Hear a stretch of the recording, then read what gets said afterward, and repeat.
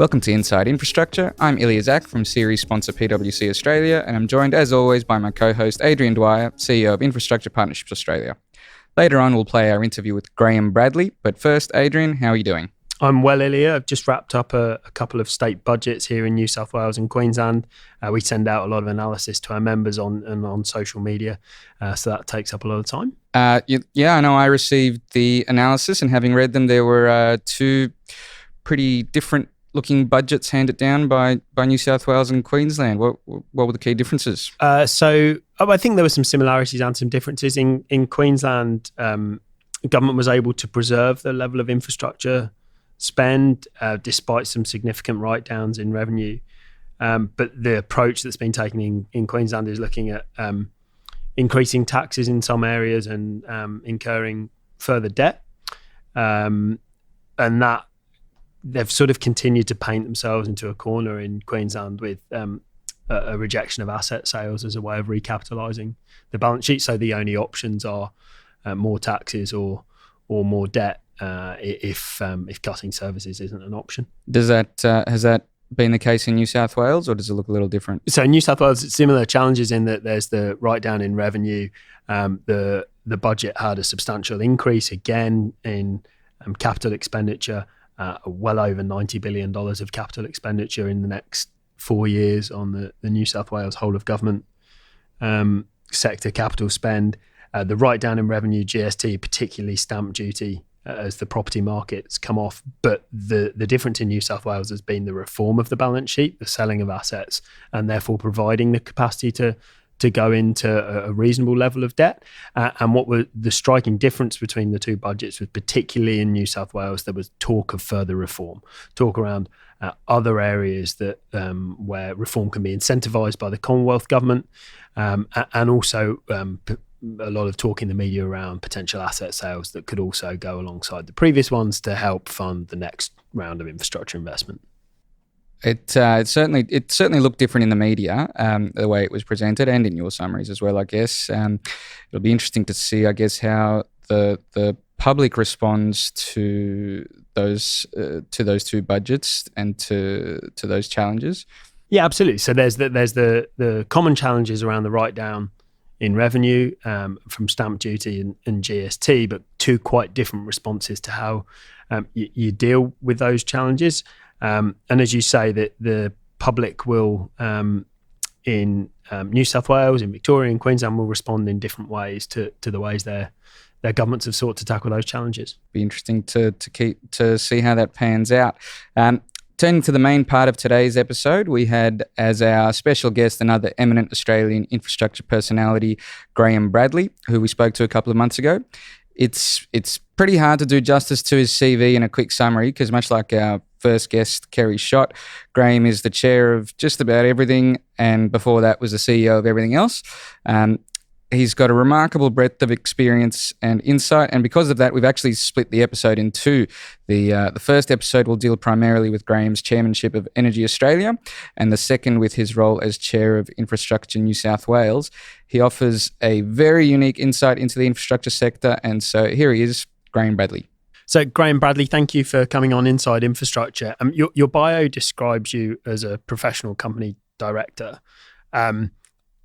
It seems very apt when you look at your CV. Could you maybe sort of tell us who you are and what you do? Well, I am a professional company director and with specialty in chairmanship. So I have the privilege of chairing quite a large range of companies, both in the public company sphere, private company, and of course, as you know, government, including my role as chair of Infrastructure New South Wales. And I'm now in my 6th year in that role. And so some of the other roles that you chair, I know the list, but maybe you could... Yeah. Well, we think we know the list. It's a long list. I have had, this is my 4th career, by the way, being a company director. I've had 3 careers beforehand, I like to think. This is the most enjoyable part of my career as I look back. But I currently chair HSBC Bank Australia, which is the largest non-Australian owned bank in Australia these days. And I'm also on the board of that bank in Hong Kong, which runs the whole of Asia. So I have a wonderful window into what's happening in the region, which is a great privilege. I chair Energy Australia, which is our third largest electricity producer and retailer, as well as gas retailer. And that's a fascinating industry at the moment and a critical part of the nation's infrastructure, which is under some stress. So I've been involved chairing companies in both banking and electricity, which has been made a very interesting time in the last 24 months, given the stresses on those sectors. I've also chaired GrainCorp, our largest listed agribusiness company, for the last 2 years. That's infrastructure heavy, an important part of our export chain. And Infrastructure New South Wales are my major boards at the moment. But in the past, I've had the privilege of chairing Stockland for a dozen years, one of our largest residential and property development companies. And I've been on the board of companies like QIC.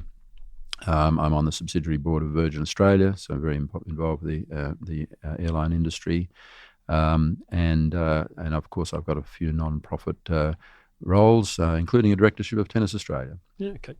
So there's quite a blend there. So there's listed, there's government, there's private. So yes. China Light and Power own Energy Australia. Yes, that's a wholly owned subsidiary of a listed Hong Kong company, China Light and Power. So what's the uniting theme across all of these? The uniting theme is diversity. And if I can put it that way, one of my earlier careers was as a management consultant at McKinsey & Company, and I spent 13 years there and became a partner for 6 of those years. And I thrived on the fact that every 6 months I'd be working in a different sector and a different industry. I just really enjoyed getting to know a different part of the economy, applying strategic thinking to the problems of that sector at that time. And ever since that, I guess I've been a diversity junkie. So I kind of like having a range of interests and board portfolios that give me a chance to intersect with the economy quite across a lot of different sectors. Can you talk us through a bit of that background? Because there's no bachelor of boards. You've come to this current position from a wealth of experience. Can you talk us through a few of the roles that led you to where you are now? Yeah, well, I started my career as a lawyer, and I studied here, and I also did a master's of law at Harvard. At that time, I thought I'd have a career practicing law, but soon after soon before I was to become a partner of a law firm in Sydney, a major law firm, I got a left field offer to join McKinsey & Company, at a time a relatively small and not that well known management consulting firm in Australia, started here by Rod Carnegie back in the late 60s. And I thought to myself, well, this will be interesting. I've always been more interested in the business challenge and issues than in the legal niceties and fine print. And this will be a good way for me to become a more commercial lawyer. So I thought, well, I'll take this on for a couple of years, learn a bit more about business, and then go back and either as a solicitor or barrister be a more commercially astute lawyer. Anyway, 13 years later, I had given up an ambition to go back to the law because I enjoyed the work I did so much. Right. And I enjoyed intersecting with and contributing to the governance and the success of some of the biggest companies in Australia.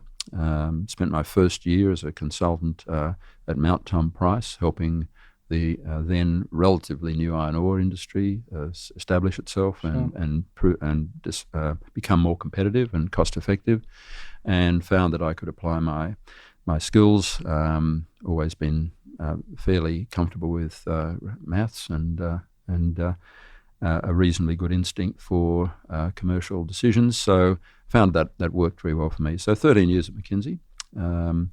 And at the end of that time, I thought I'd like to run something as a CEO, and looked around for the right CEO job. And the one that came along, interesting enough, was as the chief executive or national managing partner of Blake Dawson Waldron, a very large law firm. So I kind of went back to my legal background. So then that became Ashurst. It's now Ashurst, and it's one of the 3 or 4 biggest law firms in Australia before the mergers, the international mergers.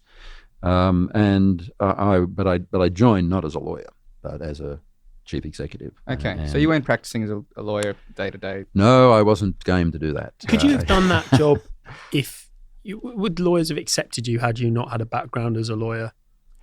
before, do you think? Possibly because people like James Strong and others were engaged around that time as managing partners of the firms who didn't have a legal background. But for me, it was a great advantage. It meant I could become a full equity partner of the firm. Right. It meant that I would be reasonably familiar with what our lawyers delivered. And could then talk to the general counsels who are our clients, with some knowledge of what the service they needed. So for me, it was a great advantage, and it was a test for me as to whether or not I could apply my skills as a chief executive, whether my instincts about people management, my instincts about business strategy were good and sound. And it was a critical role because it made me feel comfortable in that leadership role. But after 4.5, 5 years, I got a knock on the door and got an opportunity to be the CEO of Perpetual Trustees, a public listed company, which would have been a different sphere of interest and learning for me.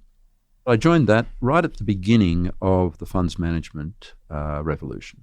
And fortunately, Perpetual had a lot of the infrastructure, the funds, the experience you needed to offer high quality financial planning and funds management advice. So around what sort of time is this? We're talking 1995. So sort of towards the end of the kind of Hawke-Keating, or midpoint of the Hawke-Keating. Well, compulsory superannuation had come in a few years before.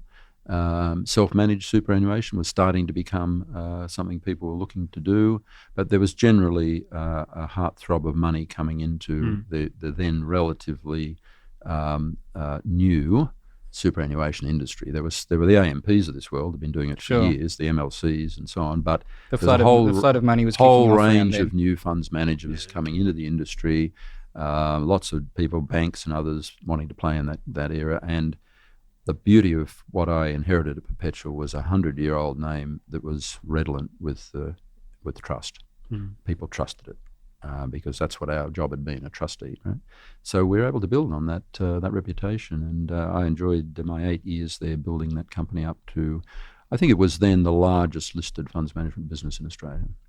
So as far as formal training, you've mentioned effectively 2 law degrees.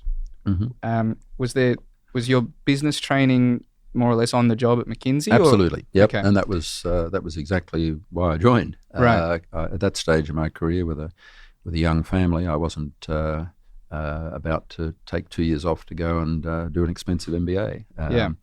I thought I could learn the skills necessary on the job, and that's the way it proved. I mean, traditionally, places like McKinsey, it's a prerequisite, but if they've already taken you, it is then, now. It is now, but it wasn't in my day. And okay. When I joined that firm in 1978, there were very few Australians who had MBAs. There were no MBA programs in Australia. Right. You had to go to Harvard or Wharton or Stanford to get one, and there were relatively few people who could afford to do that. Yeah. So there were probably as few as 6 or 7 Australians a year graduating from MBA programs in the US, right. And a few from the UK or similar degrees. So it was a small pool, as a result of which McKinsey were recruiting people from different backgrounds, and I just happened to get exposed to the firm doing some quasi-commercial work for one of their clients, okay. And one thing led to another. Sounds like it was a very successful training program. Well, for me it was, and so my career has developed, I think, building on each stage of my career, building on that experience to give me the background, I hope the skills, certainly the confidence to take on the next roles. And similarly at Perpetual, I was CEO of a public company. My first experience as a director of a public company, I had some very good mentors there in the board who were engaged around the issue of corporate governance, what it meant to be a well-governed public company at a time when we didn't even use the term corporate governance. Right. It wasn't in common parlance. I'm talking about the again, the mid-1990s here. So I started to engage around that issue. I made some speeches around, what should an audit committee do? How did a public company manage risk?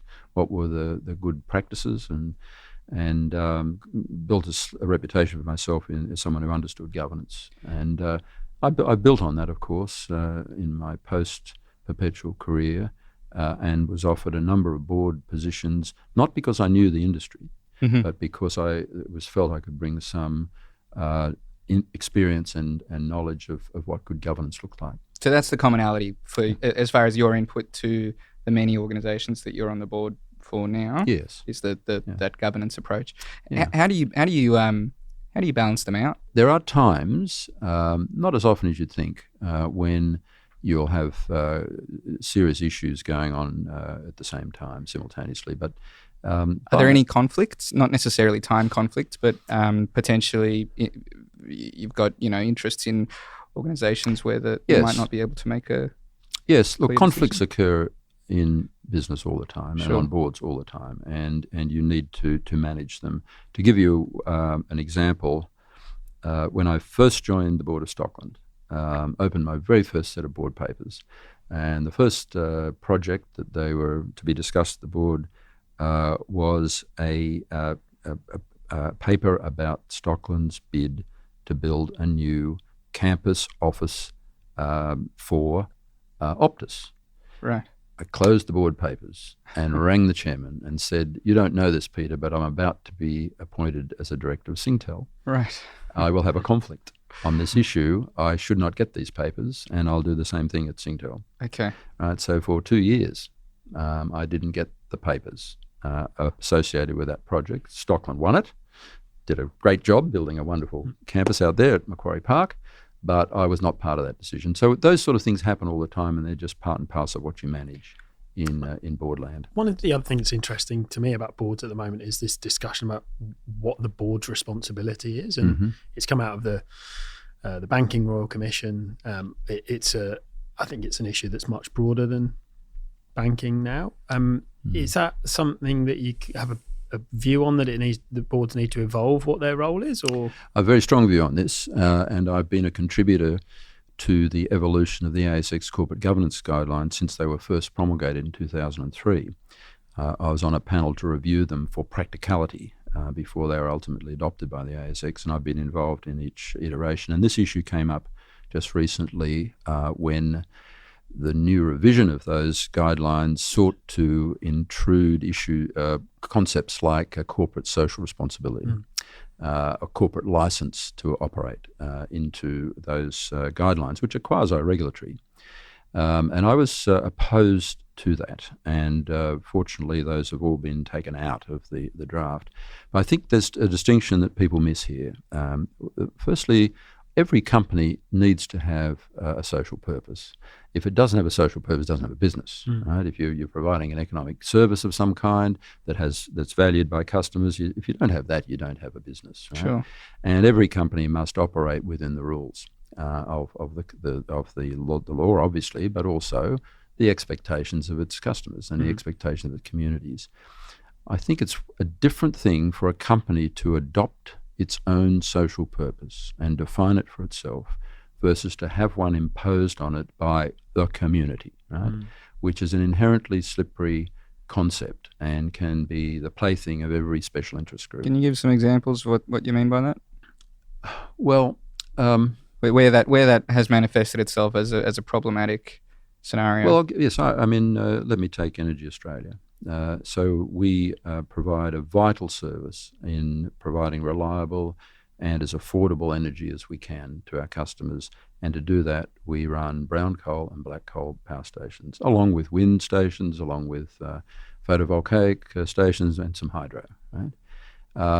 There are people in the community that would lobby us to stop creating electricity from coal. But we have an absolute social purpose to provide low-cost, reliable power, right? And that can be at odds with some people in the community. If you impose on directors something as amorphous as, well, you've got to have a social license to operate, well, then any person in the community can assert what they think is your role. Ultimately, directors have a responsibility to, in good faith, to apply their skills to make a success for the interests of the long-term owners of the company, of that business. And that might be not producing with coal, but that's for the company to decide as far as if that's a more it's profitable for the company to exercise for decide, them. unless there's a law that says you Exactly. have to do it differently, right?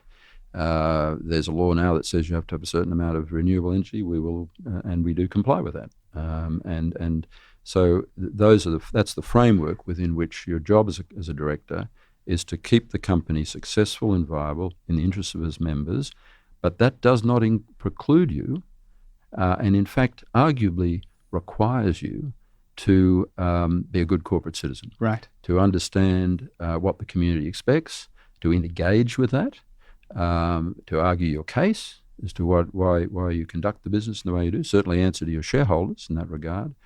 But it is something, the purpose you adopt should be one that you frame for yourself and therefore manage for yourself. Not something that's imposed on you other than by legislation, which is the way we run our country, isn't it? So talking of legislation and policy and energy, Because you've helped us out there with an impeccable segue. Have I?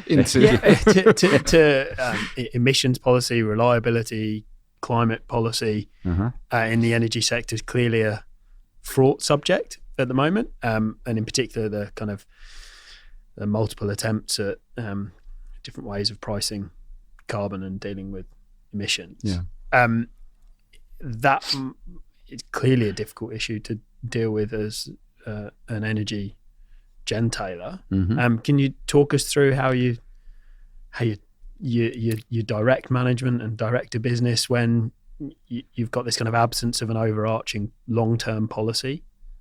Well, that is very difficult, and the country is the poorer for having well-meaning but often contradictory policies that on energy and emissions and reliability and so on, and we're getting them from both state and federal. They're not joined up. So I have been, and Energy Australia has been a strong advocate for a coherent national policy around this, and we were strong supporters of the National Energy Guarantee, which came within a couple of votes of being adopted by the government 6 or 9 months ago. And I think it's a shame that we don't have that. We will get something like it.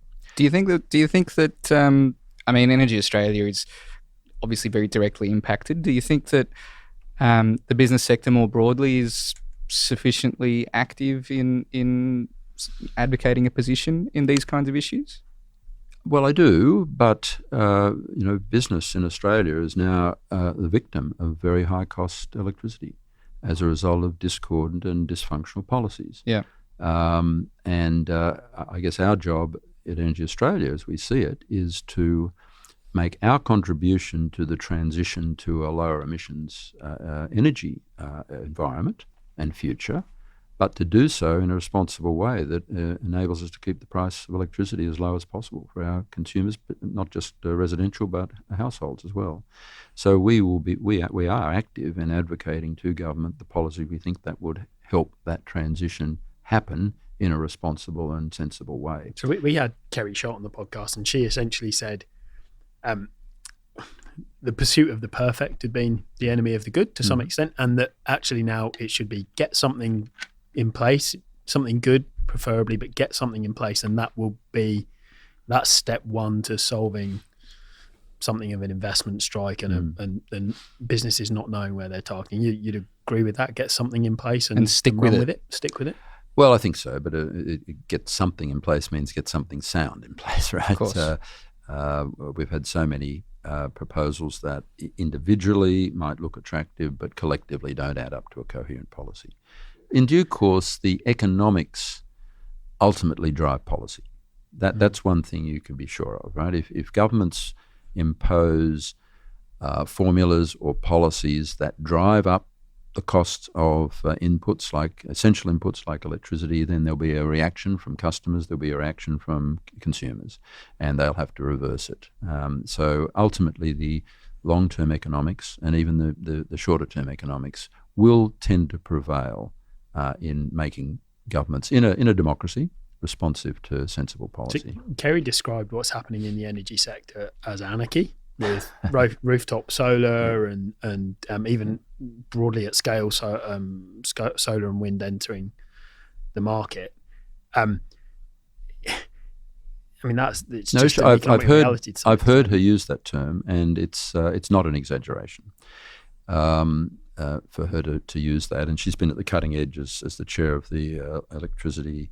The Energy Security Energy Board. Security Board, the Energy Security Board, and having advocated so strongly and unsuccessfully the National Energy Guarantee, which was a very clever, I think it was a very sensible way to navigate through the trilemma of reliability, affordability, and lower emissions.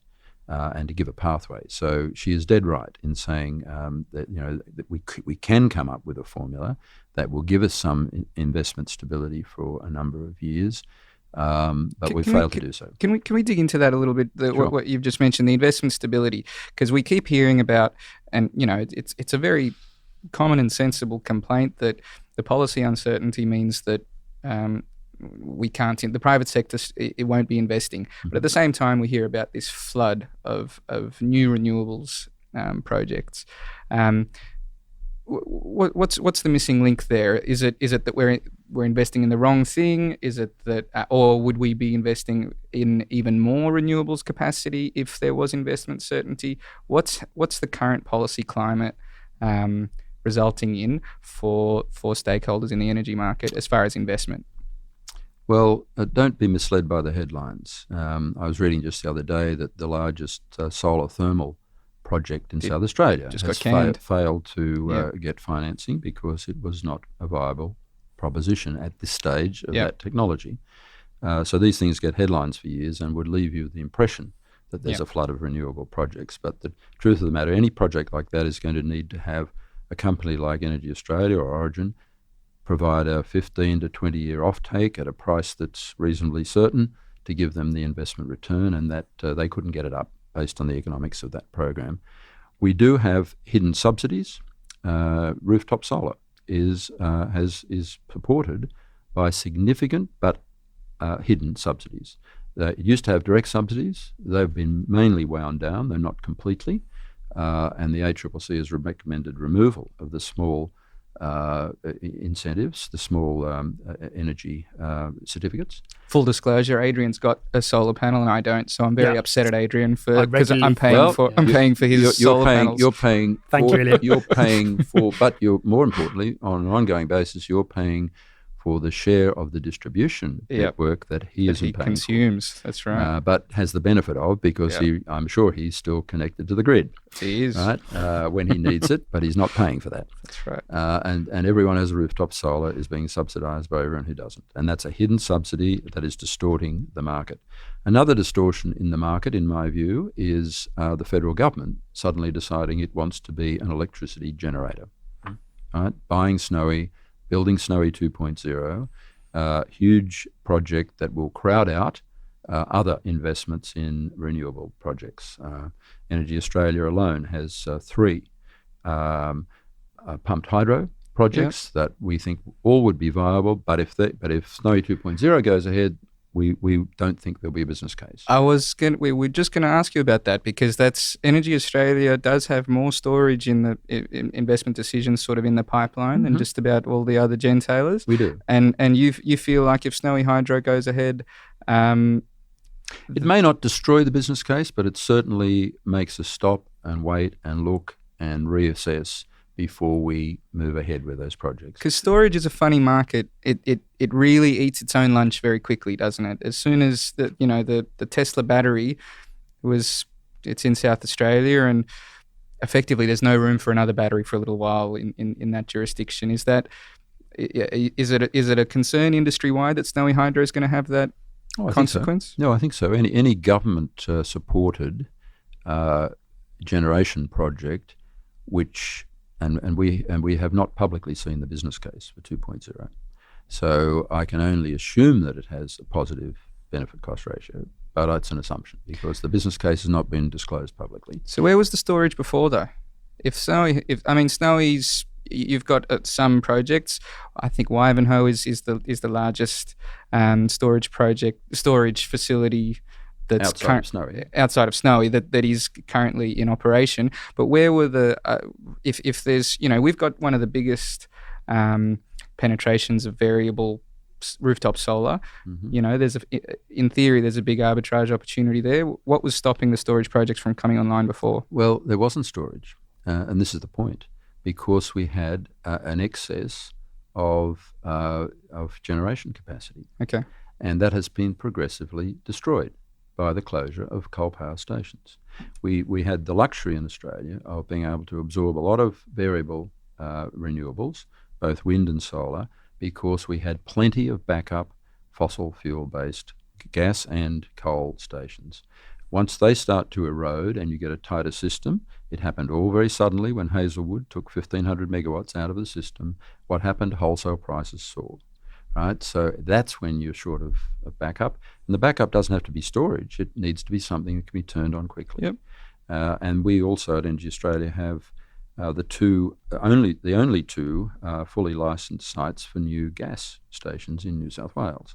But again, we can't go ahead and justify those until we know whether there'll be a market, not just for the next 5 years before Snowy 2.0 is built, but for the 10 years after it's built.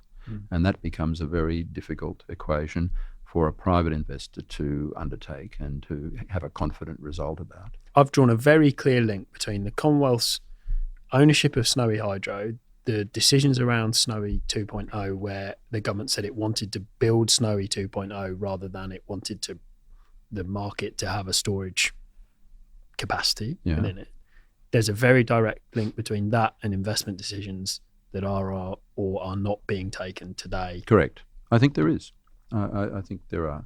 That's not to say we won't build some of these, and it may be that it still makes sense to have a pumped hydro project of a few hundred megawatts in South Australia because it's a long way from Snowy, and the interconnection costs and so on may not be justified. Is that the Kaltana one? Kaltana is that example, but it may still be viable, but you have to stop and think, well, let's do our numbers again. Let's see if we can get comfortable.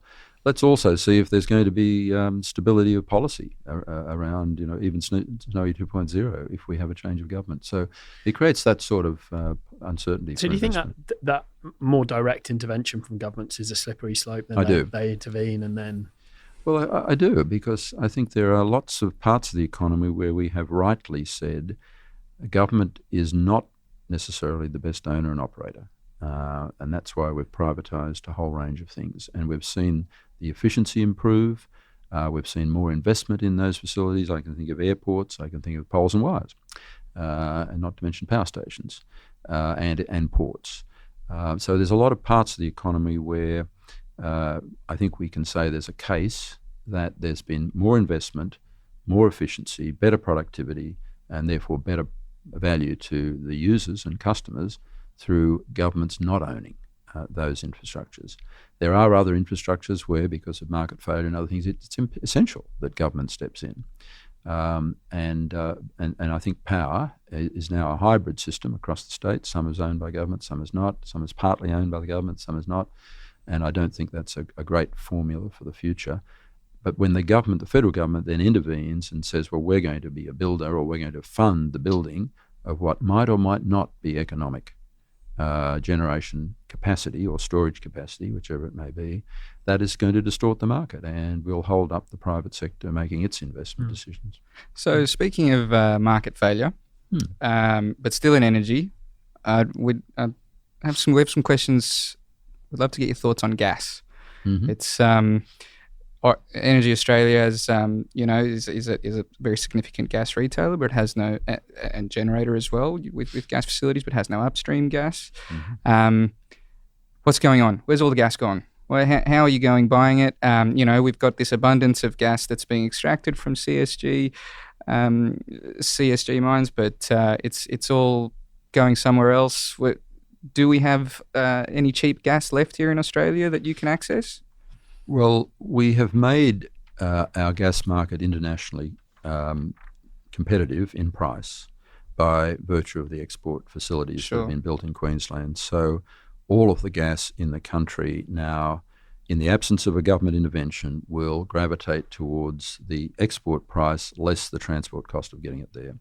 Now, getting it from Bass Strait up to Gladstone is quite a costly business, assuming we had the pipeline, so that's generally not going to happen, but the gas that we would sell in Victoria, that we would take out of SOBHP in the Bass Strait, which is a diminishing resource at the moment, is going to be priced by reference to the export price, even though it's a long way away and can't directly be exported. So gas is pretty fungible as long as you've got a pipeline network, as we do have. What we do need is greater supply in Australia, and the two or three greatest sources of unexploited gas are under our feet in New South Wales, under our feet in Victoria, and under our feet or somebody's feet in Northern Territory. Northern Territory government has finally decided it will authorise the exploration and development of the Beetaloo and other projects in Northern Territory, but so far the New South Wales and Victorian governments have put a kibosh on that, even if fracking isn't required. Even conventional sources of gas in Victoria are not allowed to be produced on shore, which is a ridiculous policy that it's the single largest improvement in productivity in the country would be to increase the supply of gas and bring the cost down to Australian users. And is that why we're getting these funny proposals for LNG import terminals? It's a bizarre idea, isn't it? Here we're exporting, we're one of the world's largest, if not the largest now, exporter of natural gas, if you take Western Australia and Queensland into account, second only to Qatar, perhaps, maybe overtaking them. I think we're overtaking them this year, apparently. And yet we are going to seriously contemplate importing into Victoria and or New South Wales. It's a bizarre outcome from some poor policies, but it is remarkable. But and I'd really like to explore it, because if you take the extraction cost, the liquefaction cost, then the transport cost, and still somehow there's apparently an investment case to add all of those costs on, and it's still worth it to import that same gas right back to Australia. What are the mechanics of that? How's that possible? Look, I'm afraid I can't give you the detailed analysis of that, because it's not a project that we're involved in. That's right. Or I'm involved in. But I think it is, you rightly raise, whether the fundamental economics make any sense at all. In the absence of, I don't think they would, in the absence of government interventions. In this case, restricting supply. So what's the sorry, Adrian, but I just want to get as well as supply. Mm-hmm. Well, those are state issues, largely. WA, on top of not having on top of being quite flexible as far as where you can extract from, they also have a reservation policy. Do you have any thoughts on whether there's merit to that on the East Coast, or should that, or is that, are we better off just opening the floodgates and letting the gas come out rather than thinking about reserving the gas that's set for export? Well, reservation is one thing, but price is another. I think users in New South Wales and Victoria can get gas if they're prepared to pay an expert price. If we're going to exploit the reserves in New South Wales and Victoria, it needs to be done economically. There needs to be a reasonable rate of return for the people putting up the risk capital to drill the wells and install the infrastructure.